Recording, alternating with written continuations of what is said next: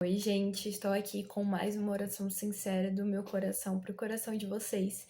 E hoje eu vim falar sobre algo que Deus tem ministrado no meu coração, que Deus já falou comigo algumas vezes, que é sobre calando as distrações. A gente vive em um mundo em que existem muitas distrações. Ouso falar, na verdade, é um fato que é o século ali, é a geração em que mais existem distrações, em que mais existem oportunidades boas, mas muitas vezes, se a gente não tomar cuidado, essas oportunidades podem nos distrair e podem virar oportunidades ruins. Bom, hoje eu estava lendo Êxodo 5, capítulo 4 e 5, e algo que me direcionou para isso foi uma fala do faraó, em que ele diz, no capítulo 5, versículo 9: torna-se pesado o serviço desses homens, a fim de que se dediquem a ele e não prestem atenção a palavras mentirosas. Se você está com a sua Bíblia aí, abra em Êxodo, lê o capítulo 5, capítulo 4, que você vai entender. E se você já leu, né, a história de Moisés, aí você vai entender o que está sendo dito. Contextualizando, o Senhor tinha se encontrado com Moisés, tinha aparecido para Moisés através da sarça, designado Moisés ali a fazer algumas coisas, o Senhor estaria com ele. Então, Moisés e Arão foram falar com o faraó. Mas o faraó, como previsto, ele se irritou. E ele começou a encher o povo de excesso de serviço, excesso de trabalho, para que o povo não tivesse tempo de ouvir o que Moisés e Arão estavam sendo dito, que era exatamente o que o Senhor estava falando através deles para aquele povo. E isso me direcionou para algo que é exatamente o que Satanás faz com a gente, que Satanás ele enche a gente de distrações, ou às vezes até a gente mesmo se enche de distrações, a gente enche a nossa rotina de coisas para fazer, achando que isso é uma rotina perfeita, que é ter uma rotina cheia de afazeres. Então, Satanás faz isso com a gente faz isso com a gente, e a gente não tem tempo, ou a gente fica exausto para focar naquilo que é mais importante, que é a boa parte. E eu levo vocês agora para Lucas 10, do versículo 39 ao versículo 41, em que diz que Marta tinha uma irmã, Maria, que estava sentada aos pés do Senhor. E aí Marta agitava-se de um lado para o outro, ocupada em muitos serviços. Então se aproximou de Jesus e disse: O Senhor não se importa com o fato de minha irmã ter deixado que eu fique sozinha para servir? Diga-lhe que venha me ajudar. E o Senhor disse: Marta, Marta, você anda inquieta e se preocupa com muitas coisas, mas apenas uma é necessária. Maria escolheu a boa parte e esta não lhe será tirada. Então, isso é algo que Marta, ela estava ocupada com muitos serviços ali também, assim como o faraó designou para o povo. Marta também se ocupava dessa vez com muitos serviços. E ela estava indignada que Maria não estava ajudando ela. Mas o Senhor falou: Marta, Marta, ela está na boa parte e esta não lhe será tirada. Ela escolheu a boa parte. Então, quando a gente tira os nossos olhos das distrações, tira os nossos olhos daquilo que não importa e foca os nossos olhos no Senhor, a gente está escolhendo a boa parte e esta não lhe será tirada. E em Mateus diz: busque em primeiro lugar o reino dos céus e a sua justiça, e todas as outras coisas vos serão acrescentadas. E é exatamente isso, é a gente buscar, em primeiro lugar, o reino dos céus, calar as distrações que estão em nossa volta, fixar os nossos olhos em Jesus. E tudo vai ser acrescentado. Todas essas preocupações, todas essas distrações que estão à nossa volta, elas vão ser nos acrescentadas se fizer parte ali do propósito. Ela vai ser nos acrescentada se a gente buscar em primeiro lugar o reino dos céus. Mas se a gente busca em primeiro lugar essas coisas, se a gente nos distrai, se a gente busca em primeiro lugar os prazeres, as nossas preocupações mundanas, vai ser muito difícil buscar o reino dos céus. Vai ser muito difícil buscar o Senhor, porque a gente vai estar exausto. E é por isso que muita gente na nossa geração está entrando em um processo de exaustão, né? O famoso burnout. Eu acho que é assim que se fala, não sei. Mas por isso que muitas pessoas estão entrando nesse processo de exaustão extrema. Por quê? Porque elas se enchem de distrações. O nosso mundo está lotado de distrações e elas ficam perdidas com tantas distrações que existem, tantas preocupações que tomam conta.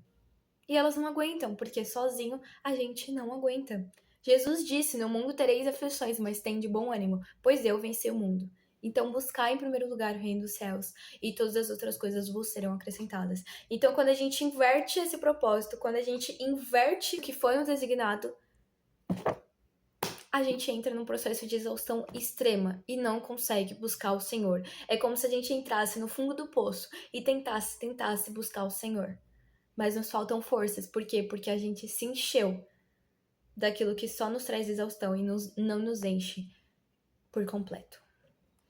Bom, ainda em Lucas, mas dessa vez a gente vai pro capítulo 21, versículo 34, diz assim: Tenham cuidado para não acontecer que o coração de vocês fique sobrecarregado com as consequências da orgia, da embriaguez, das preocupações desse mundo, e para que aquele dia não venha sobre vocês repentinamente como uma armadilha.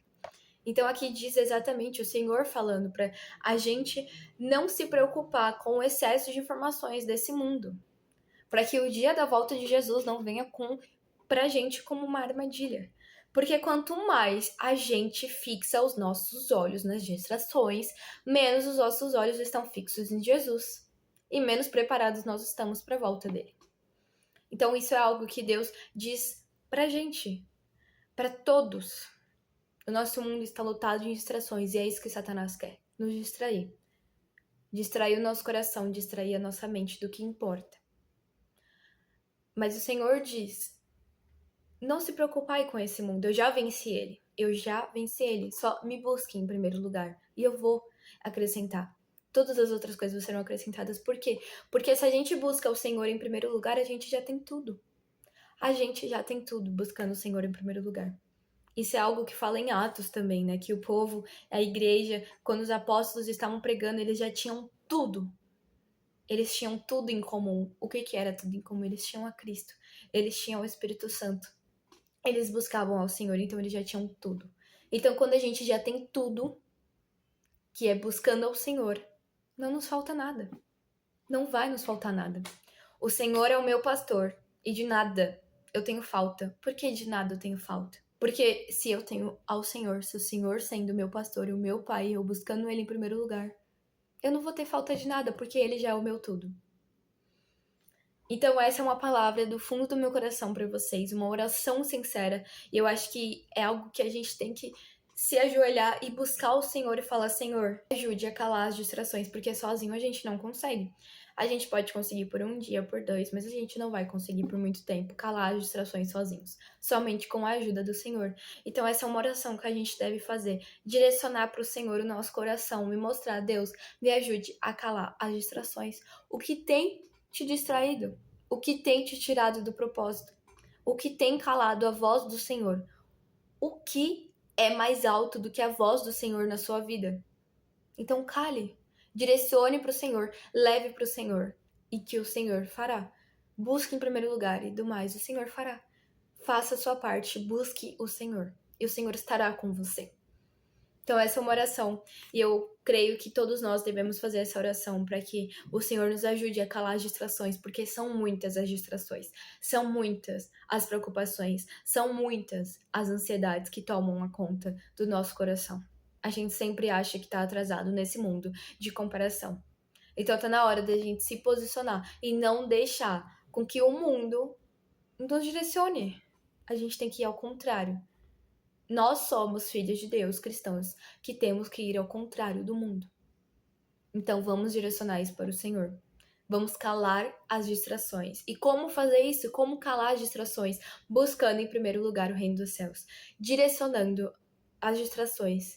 O que te tira do propósito para o Senhor e tendo clareza. O que me tira do propósito hoje? O que me tira? O que cala a voz do Senhor hoje na minha vida? Tenha clareza. E do mais, o Senhor fará. Um beijo, fiquem com Deus.